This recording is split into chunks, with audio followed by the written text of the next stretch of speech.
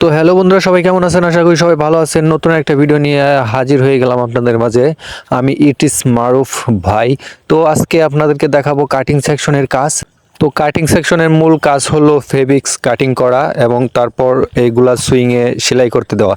তো এখানে দেখতে পারছেন লে গ্রুপ, এটা লে গ্রুপ বলা হয়। মানে এখানে যে ফেব্রিক্সের স্তরটা বিছানো হচ্ছে এটাকে লে বলা হয়। তো দেখতেই পাচ্ছেন লেয়ার গ্রুপে 8 জন লোক আছে। তো এখানে 8 জন মিলে একটা লে চালায়। তো এখানে এই যে দেখতে পাচ্ছেন 2 জন সুইজারম্যান আর গুলো আছে লেম্যান বলা হয় তাদেরকে।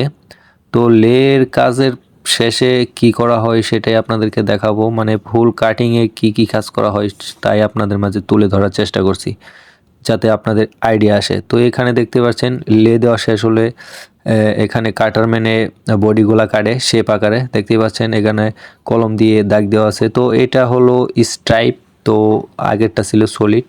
তো এখানে স্ট্রাইপ একটা বডি কাটারম্যান কাটতেছে, তো সেটাই আপনাদেরকে দেখাচ্ছি আমি।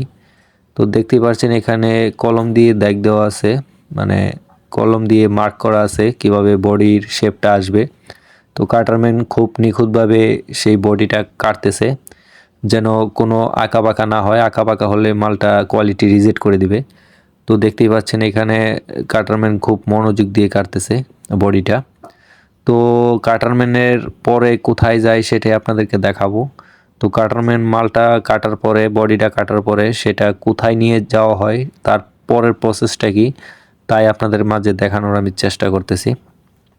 তো যারা কাটিংয়ে কাজ করেন তারা অবশ্যই জানেন যে কাটিং সেকশনে কি কি কাজ হয়, তাদেরকে তো আর বলা লাগবে না। যারা বিগিনার, যারা নতুন, তাদেরকেই দেখানোর জন্য মূল লক্ষ্য। তো এই কাটিং শেষ হওয়ার পরে কাটারম্যানের কাছ থেকে চলে যায় স্টিকার করার জন্য। তো দেখতেই পাচ্ছেন একটা স্টিকার ম্যান স্টিকার দিয়ে স্টিকার করতেছে একটা স্লিপে। তো স্লিপ বডি দুইটাই স্টিকার করা হয়। তো স্টিকার ম্যানের পরে যাচ্ছে হলো বান্ডিলিংয়ে। তো স্টিকার দেখে দেখেই বান্ডেল ম্যানের মূল কাজ, মানে স্টিকার লক্ষ্য করেই দেখেই তারপরেই বান্ডেলিং হয়। তো একটা বান্ডেল হয়। তো দেখতে পাচ্ছেন একজন অভিজ্ঞ বান্ডেল ম্যান, সে বান্ডিল করতেছে বডিগুলো। তো বান্ডেলের পরে কোথায় যায় সেটাই আপনাদেরকে দেখাবো। তো বান্ডেলের পরে মূলত চলে যাচ্ছে কোয়ালিটির কাছে। তো কোয়ালিটি এখানে দেখছেন প্যানেল চেক করতেছে, এটাকে বলা হয় প্যানেল। তো কোনো যদি রিজেক্ট থাকে তো কোয়ালিটি সেটা রিজেক্ট ধরে তারপর সেটাকে রিপ্লেসের জন্য পাঠাবে। তো ওই একটা প্যানেল যদি রিজেক্ট হয় তাহলে সেটা রিপ্লেসমেন্ট ওটা পুনরায় আবার রিপ্লেস করে দিবে।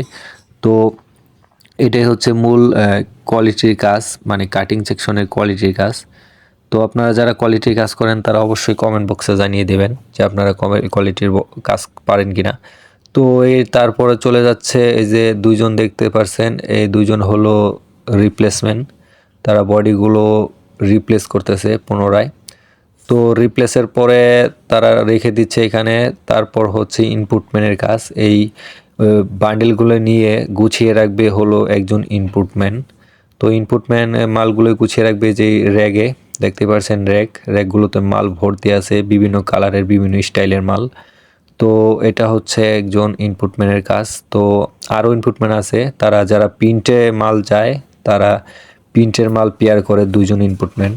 তো দেখতেই পাচ্ছেন এগুলো সব প্রিন্টের মাল। এই যে একজন ইনপুটম্যান, সে মালগুলো পেয়ার করছে বান্ডেলিং, মানে একটা সলিড মাল একটা প্রিন্ট মাল, দুইটি মালই তারা একসাথে বেঁধে তারপর সুইংয়ে এগুলাকে ইনপুট করা হবে। তো এই হচ্ছে মূলত একজন ইনপুটম্যানের কাজ, যে সে খুব দক্ষভাবে বান্ডেলগুলো মিলাচ্ছে যেন কোনো সাইজ মিস্টেক না হয়। তো দেখতে পাচ্ছেন এই যে এখানে মিলিয়ে রাখছে। তো এখানে সুইং ইনপুটম্যান এসে তারপর নিয়ে যাবে। এই যে দেখছেন সুইং ইনপুটম্যান, তার কাজ হলো লাইনে দেওয়া মালগুলো নিয়ে। তো দেখতে পাচ্ছেন সে নিতেছে মালগুলো। তো এভাবেই হিসাব করে নিয়ে সুইংয়ে দেওয়া হয়। তো এটাই হলো মূল কাটিংয়ের কাজ।